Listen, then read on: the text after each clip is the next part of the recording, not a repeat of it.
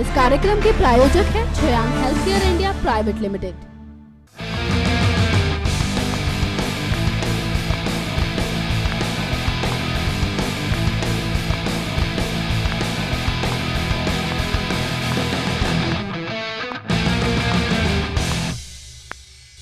नमस्कार, आप देख रहे हैं हमारा खास कार्यक्रम आमने सामने। इस प्रोग्राम में मैं आप सभी का स्वागत करती हूं। मैं दीक्षा आज आपके सामने फिर हाजिर हूं एक गंभीर मुद्दे पर चर्चा को लेकर। दरअसल इस समय पूरी दुनिया में दो ऐसे मुद्दे हैं जिन पर कई विषय पर या फिर कई तरह से चर्चाएं चल रही हैं, जिनमें पहला है क्लाइमेट चेंज और दूसरा है आतंकवाद। आतंकवाद इस शब्द को सुनते ही हमारे दिमाग में सबसे पहले एक विशेष समुदाय की छवि बन जाती है, जिसे लेकर तमाम चीजें, तमाम बातें अलग अलग विश्व के अलग अलग कोनों से हमारे सामने आती हैं। इसी को लेकर अगर भारत के लिहाज से बात करूं तो अभी प्रधानमंत्री नरेंद्र मोदी का एक बयान काफी सराहनीय था, जिसमें उन्होंने कहा कि आतंकवाद का कोई धर्म या कोई समुदाय नहीं होता। इसी विशेष मुद्दे पर चर्चा करने के लिए इस टाइम मेरे स्टूडियो में मेरे साथ मौजूद हैं अशफाक हुसैन कादरी साहब। सबसे पहले आपका स्वागत है हमारे प्रोग्राम में। शुक्रिया। बता दें कि ये ऑल इंडिया तंजीम उलमाए इस्लाम के अध्यक्ष हैं।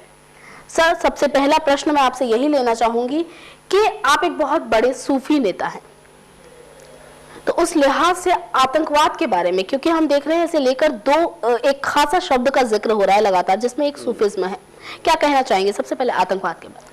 आतंकवाद दरअसल आज एक बहुत गंभीर मुद्दा बन चुका है और इसको जो पूरी दुनिया ने मुस्लिम समाज से जोड़ने की कोशिश की है, दरअसल ये समझ का फेर है।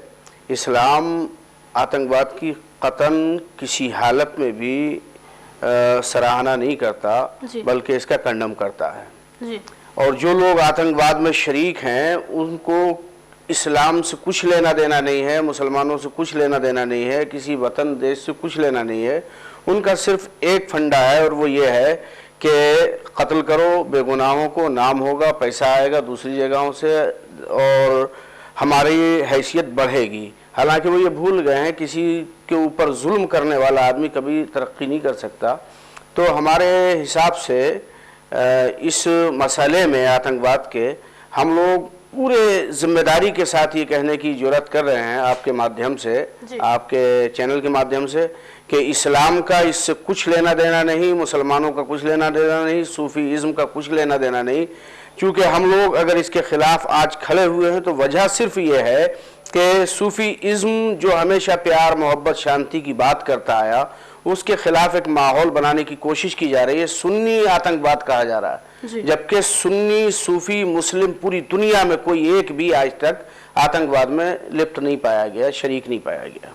वाकई आतंकवाद का कोई धर्म नहीं होता, कोई समुदाय नहीं होता। अगर मैं विशेषकर धर्म की बात करूं तो हर एक धर्म या हर एक समुदाय अपनी तरफ से प्यार मोहब्बत बांटता है या प्यार और मोहब्बत समझाता है, लेकिन कुछ ऐसे लोग हैं जिन्होंने शासन की चाह में कुछ ऐसे शब्दों को बहुत ज्यादा बढ़ा दिया जिसकी वजह से लोगों को समझने में या इस शब्द को, आतंकवाद के अर्थ को समझने में बहुत ज्यादा दिक्कत हो रही है।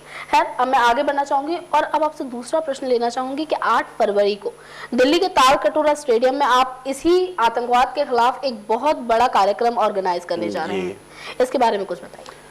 तालकटोरा स्टेडियम में जो हमारा ये प्रोग्राम है कुल हिंद दहशतगर्दी मुखालिफ सुन्नी कॉन्फ्रेंस, ये इसी नतीजे में हो रहा है कि हमारे यहाँ ISIS का जो नेटवर्किंग जैसा कि सुना जा रहा है कि बढ़ रहा है या बढ़ने के चांस हैं, तो हम ये चाहते हैं कि हिंदुस्तान में कोई एक भी आदमी ऐसा ना हो जो किसी भी ऐसे संगठन से जुड़ा हो जो आतंकवाद की हिमायत करता है जी। तो चूंकि नौजवान नस्ल आज नेटवर्क को, वेबसाइट को देख के, पढ़ के हो सकता है मुतासिर हो रही हो, लेकिन मुझे यकीन नहीं है।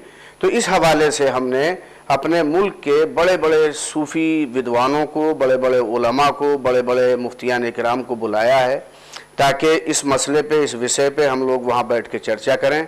और इसमें 500 उलमा इकराम शिरकत कर रहे हैं। ख़ास तौर से यूनिवर्सिटीज़ से पढ़ने वाले रिलेटेड जो स्टूडेंट्स हैं उनको बुलाया है, वो अपनी विचारधारा समझें कि हमारा मज़हब, हमारा धर्म और हमारी सूफ़ी विचारधारा क्या कहती है, ताकि उन पर एक अच्छा असर पड़े।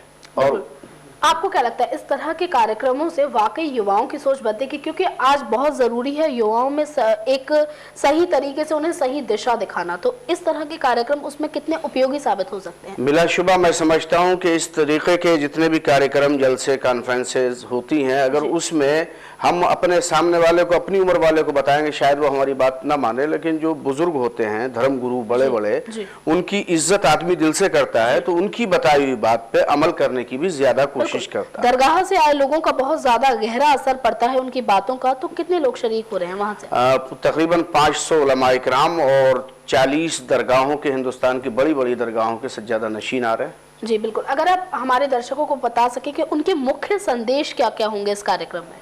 उनका मुख्य संदेश तो प्यार, मोहब्बत, अमन और शांति, और सबसे बड़ा संदेश ये होगा कि दहशतगर्दी में, आतंकवाद में किसी भी तरीके से शरीक न हुआ जाए, न मिला जाए, न किसी से बात की जाए, न उनकी वेबसाइट पढ़ी जाए, न उनका मैटर पढ़ा जाए, बल्कि उसके खिलाफ खड़े होने की ज़रूरत है। चूँकि हम अपने मुल्क को भी बचाना है, कौम को भी बचाना है, यंग जनरेशन को भी बचाना है, और ये सिर्फ और तभी होगा कि जब हम उनसे वास्ता नहीं रखेंगे, दूरी रखेंगे, और अपने तौर पे उनके खिलाफ अपने अमल से साबित करेंगे कि ये आतंकवाद गलत है। अमन, मोहब्बत, प्यार, भाईचारगी जो बुजुर्गों ने, सूफी संतों ने दिया है, उसी पे अमल करके एक अच्छा माहौल देश में बना सकते हैं। आप लगातार सूफिज्म का जिक्र कर रहे हैं, और आजकल फिलहाल में चर्चा भी है सूफिज्म और वहाबिज्म को लेकर काफी ज्यादा, तो जरा हमारे दर्शकों को वहाबिज्म इस शब्द का विशेष अर्थ बताएंगे, क्योंकि आम लोगों की जान पहचान से या उनकी पहुंच से बहुत दूर है ये चीजें। दरअसल सूफीज़्म और वहाबिज़्म में फ़र्क ये है कि सूफीज़्म प्यार, मोहब्बत, अमन व शांति और एक खुदा में यकीन रखता है। वहाबी एक खुदा का नाम तो लेते हैं, लेकिन उनके यहाँ प्यार, मोहब्बत, अमन व शांति की कोई चीज़ ऐसी नहीं पाई जाती है कि जिस पे वो अमल करते हों, बल्कि वो लोगों को भ्रमित करते हैं अकीदे के नाम पे, शिर्क के नाम पे, कुफ्र के नाम पे। और हम लोग ये कहते हैं कि हिंदुस्तान, दुनिया भर में अल्लाह के बंदे सब हैं, उनको प्यार मोहब्बत से आप अपनी बात बताओ, थोपो नहीं। जी। सूफी और वहाबियत में इतना फर्क है कि वो अपनी बात थोपते हैं, नहीं मानोगे तो गला काट देंगे, और सूफी अपनी बात प्यार से कहता है कि आप मान लो तो अच्छी बात है, नहीं मानो तब भी हमारे दिल में आपकी तरफ से कोई तकलीफ महसूस नहीं होगी, हम फिर अपनी बात कहेंगे। मतलब आखिर आम जनता में, क्योंकि मेरा पहला प्रश्न भी यही था, उन तक इस चीज को, या फिर वो कैसे समझे, वो कैसे भेद करें? हाँ, ये आपका बहुत जरूरी कहिए कि ये सवाल है कि फर्क कैसे करें। तो दरअसल बात यह है कि हमारे यहाँ जो मुस्लिम समुदाय है वो तो फर्क करता ही है, लेकिन हमारे बरादरान वतन हिंदू भाई हैं, सिख भाई हैं, पारसी भाई हैं, इन लोगों को मालूम आहिस्ता आहिस्ता तो हो रहा है, लेकिन पूरे तौर पर फर्क करने की पोजीशन में नहीं है। दरअसल ब्रदरहुड को जो फॉलो करता है, वो चाहे जो भी हो, वो वहाबी विचारधारा से भ्रमित होता है, और जो सूफी लोगों को, सूफिया इकराम को फॉलो करता है, वो सुन्नी सूफी बरेलवी मुसलमान कहलाता है। मैं आपसे एक और प्रश्न लेना चाहूंगी कि आखिर इस वहाबी विचारधारा को फैलाया कैसे जा रहा है? क्योंकि अगर लोगों को यही नहीं पता कि इन दोनों में भेद क्या है, सूफी क्या है, वहाबिज्म क्या है, तो आखिर इसे फैलाया कैसे जा रहा है? दरअसल मैं आपको बताऊं कि इसके फैलाने के पीछे सवाल जरा लंबा है, वो जवाब लंबा है। फैलाने के पीछे आपको बहुत पीछे जाना पड़ेगा, और इस पिछली सदी के शुरू हिस्से में मोहम्मद इब्न अब्दुल वहाब नजदी, जो नजद में पैदा हुए, जो आज रियाज कहलाता है, उन्होंने नई विचारधारा की परंपरा डाली। उनके यहाँ यह है, किसी दरगाह पे आप जाओगे तो इस्लाम से खारिज हो गए, अपने प्रॉफिट के मदार पे जाओगे तो ये शिर्क हो गया, इस्लाम से खारिज हो गए। तो ये इस किस्म की विचारधारा वो लेके आए। तो इसको पहचानने के लिए, बताने के लिए कोई बहुत ज्यादा तफसील की जरूरत नहीं है। जो इस तरीके को मानता हो कि अल्लाह को भी मानता हो, अल्लाह के अच्छे बंदों को भी मानता हो, वो सुन्नी है। जो खाली अल्लाह को मानता हो, गौर को मानता हो, खुदा को मानता हो, तमाम लोगों को कहता है मेरे के मिट्टी में मिल गए, ढेर है मिट्टी के, वो वहाबी है। बिल्कुल, मतलब कहा जा सकता है कि जो लोग इंसानियत को मानते हैं वही शायद इस तरह की विचारधाराओं से दूर है। और ये विचारधारा कोई आज की नहीं है, ये एक पुराने बहुत लंबे समय से चली आ रही है।